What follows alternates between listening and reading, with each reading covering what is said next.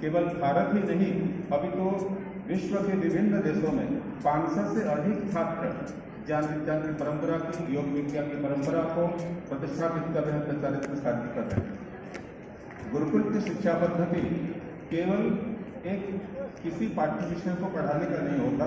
हम जैसा जानते हैं, मुझे भी स्वयं गुरुकुल में, गुरुकुल प्रभात आश्रम मेरठ में पढ़ने का सौभाग्य मिला है, जहाँ सुबह 4 बजे से लेकर के रात के 10 बजे तक का प्रत्येक जीवन का कार्यक्रम योगमय होता है। प्रार्थना से कार्यक्रम शुरू होता है, उपासना से कार्यक्रम शुरू होता है और अंत में उपासना करके जीवन उस दिन का कार्यक्रम जो है समाप्त होता है। अपने यहाँ हम लोग मनुस्मृति को देखते हैं, शिक्षा जब गुरुकुल में विद्यार्थी प्रवेश करता है तो सर्वप्रथम उसको गायत्री उपासना, संध्योपासना विधि पढ़ाई जाती है और उस संध्योपासना विधि से वो अपने आध्यात्मिक विकास के साथ साथ ज्ञान विज्ञान का जो आदिश्वर है, आत्म तत्व, परमात्मा तत्व, उससे जोड़ करके अपने जीवन के विभिन्न क्षेत्र में उन्नति करता है।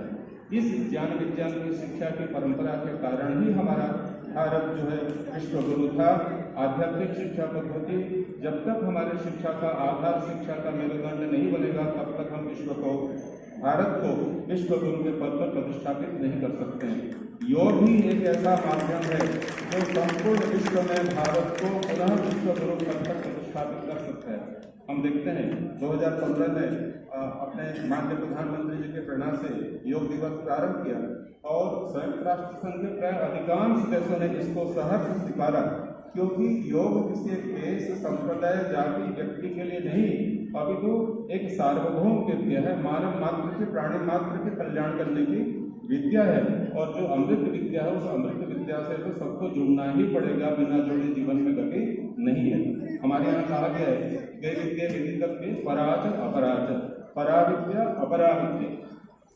हम लोगों ने अपरा विद्या तो बहुत पढ़ ली, गणित पढ़ लिया, भूगोल पढ़ लिया, या अनेक प्रकार के अन्य शाखाएं पढ़ ली, किंतु जो परा विद्या, जो अपने आत्मा से, परमात्मा से हमको जोड़ने वाली विद्या थी, उस विद्या को हम लोग भूल गए। और मुझे लॉर्ड मेकाले का वो स्मरण शुरू हो रहा है, स्मरण आ रहा है, जब 1835 में उसने जाके पार्लियामेंट में, ब्रिटिश के पार्लियामेंट में वक्तव्य दिया था कि भारत को मैंने आद्योपान पूर्व से पश्चिम, उत्तर से दक्षिण देखा, वहाँ कोई भी व्यक्ति अशिक्षित नहीं है, कोई भी व्यक्ति अनैतिक नहीं है, कोई भी व्यक्ति अकर्मण्य नहीं है, कोई भी व्यक्ति अज्ञानी नहीं है। और इन सब का जो मूल आधार है वहाँ की आध्यात्मिक गुरुकुलीय शिक्षा पद्धति है, योग आधारित शिक्षा पद्धति है।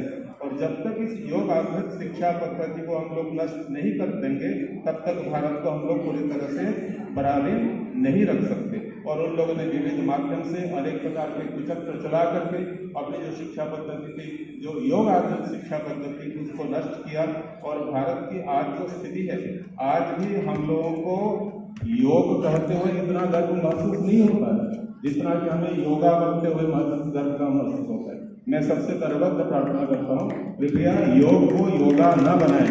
योग की एक समृद्ध परंपरा है और आप जानते ही होंगे, अमेरिका वालों ने पिछले दिनों योगा बंद करके अपना पेटेंट करा लिया। योगा और योग में जमीन आसमान की अंतर है, भेद है। योगा करके आप केवल शरीर को ठीक ठाक रख सकते हैं। योग के माध्यम से आप जो एक दिव्य मानव, पूर्ण मानव है, एक अमृतत्व प्राप्ति का जो रहा है, उसको हम लोग प्रशस्त कर सकते हैं। तो हम लोगों को अपनी भाषा, अपनी संस्कृति, अपने ज्ञान विज्ञान की परंपरा पर गर्व अनुभव करना चाहिए। योग जैसी अमृत विद्या को हम लोग विद्युत न करें, एक केवल उपकासन का प्रदर्शन मात्र योग न रह जाए। योग हमारा शुरू होता है अष्टांग योग से, और अष्टांग योग यम, नियम, आसन, प्राणायाम, प्रत्याहार, धारणा, ध्यान, समाधि तक जाता है। और यम का भी जो पहला अंग है वो अहिंसा, सत्य, अस्तेय, ब्रह्मचर्य, इनसे हमारा योग का जीवन प्रारंभ होता है। योग का एक एक अंग, एक एक जो हमारे उसके इकाई है, वो एक संपूर्ण मानव जाति को, पूर्ण विश्व को एक प्रतिष्ठा, एक उच्च शिखर पर, एक संपूर्णत्व को पहुंचाने वाली चीजें हैं। ऐसे योग की अमृत विद्या के हम लोग उत्तराधिकारी हैं। और आज का विषय है योग का अतीत और भविष्य। योग का अतीत हम लोग जानते हैं, वेद सभी ज्ञान विज्ञान की पुस्तक है। वेद सभी विद्याओं का प्रतिष्ठान है। महर्षि मनु कहते हैं सर्व ज्ञान वयोहिषद। और वेद, जैसे कि मैंने पहला ही मंत्र बोला, योग से सारे वेद का एक एक मंत्र, एक एक वेद की विचार, उपनिषद का एक एक वाक्य हमको ज्ञान, कर्म और भक्ति रूपी जो त्रिवेणी है, ज्ञान योग, भक्ति योग, कर्मयोग और योग की जितनी विधाएं हैं उन सब विधाओं में हमको निष्णात करके पवित्र करता है। ऐसे ज्ञान विज्ञान के परंपरा के हम लोग उत्तराधिकारी हैं और उस ज्ञान विज्ञान की परंपरा का प्रचार प्रसार, अध्ययन, पठन पाठन करना हम सब लोगों का उचित कर्तव्य बनता है। आज मैं समझता हूँ हम लोग यहाँ जितने भी बैठे हैं, चाहे किसी भी पृष्ठभूमि से हो, योग की जो चर्चा सुन रहे हैं, योग की जो बातें सुन रहे हैं, और निश्चित ही उसके किसी पूर्व जन्म के पुण्य उदित हुए होंगे कि योग की धारा में वो व्यक्ति सम्मिलित हो रहे हैं। हमारे यहाँ 4 पुरुषार्थ धर्म, अर्थ, काम, मोक्ष माने जाते हैं और धर्म का स्वरूप वर्णन करते हुए योगी आजीवन को कहते हैं, सही युक्त परो धर्म यद योगेन आत्मरक्षणम। हम योग साधना करके आत्म साक्षात्कार कर लें, ये सर्वश्रेष्ठ धर्म है।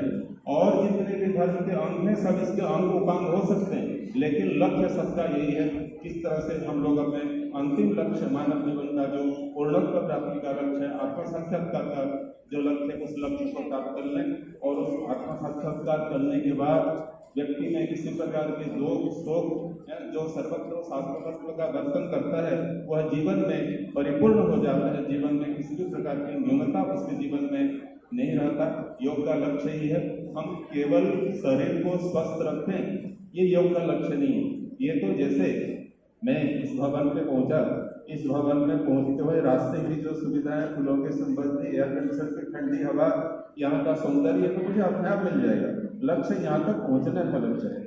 ऐसे ही योग का जो परम लक्ष्य है, परमात्मा तत्व का साक्षात्कार, समाधि, जब उस रास्ते में चलेंगे योग जो विभूतियाँ, ये सब स्वास्थ्य इत्यादि सब कुछ तो प्राप्त हो ही जाएगा। आज योग का माने केवल रह गया स्वस्थ शरीर। स्वस्थ का अर्थ संस्कृत का एक शब्द वैज्ञानिकों का, स्वस्थ का अर्थ है स्वस्मिन स्थितः, जो व्यक्ति स्वरूप में स्थित है। और जब तक हम लोग अपने स्वरूप अवस्थान है, जब तक आत्मस्थ नहीं हो सकते तब तक कोई व्यक्ति पूर्णतः स्वस्थ भी नहीं हो सकता। स्वस्थ की परिभाषा जो आयुर्वेद में दी गई है, समदोष समाधिश्च समधातुमलक्रिय प्रसन्न आत्मेन्द्रिय मन स्वस्थ विधीयते। आपके धातु सम हो, आपके मन चित्त आत्मा प्रसन्न हो, तब व्यक्ति स्वस्थ हो सकते। और चाहे आप कितनी भी दवाई खाएं, कितने भी आसन करें, लेकिन जब तक आत्मस्थ नहीं होंगे, जो हमारे 3 दोष हैं, वात पित्त कफ, इनमें जब वैषम्य की स्थिति रहेगी, रात जब रजोगुण तमोगुण बढ़ेंगे तो निश्चित रूप से इन हमारे शरीर के विकारों में भी वृद्धि होगी। पातंजलि दस्त में बहुत विचित्र सूत्र है। मैं विचित्र इसलिए कह रहा हूँ, लोगों को विचित्र लगता है कि ओंकार का जप, परमात्मा का नाम ओम बताया है और ओंकार की जप का विधान किया है, तजपस तदर्थ भाव है। और ओंकार के जप से लाभ क्या होता है, तो ततः प्रत्यक्ष चेतनाधिगमो अभ्यंतराया भावश्च, कि ओंकार के जप से जीवन में जो अंतराय विघ्न दूर हो गए।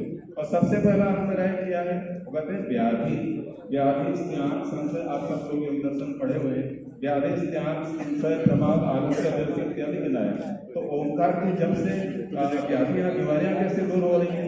आज तो इस पर एम्स में और दुनिया भर में रिसर्च हो रहा है। मुझे महर्षि महेश्वर के साथ भी काम करने का सौभाग्य मिला था 1987-88 में।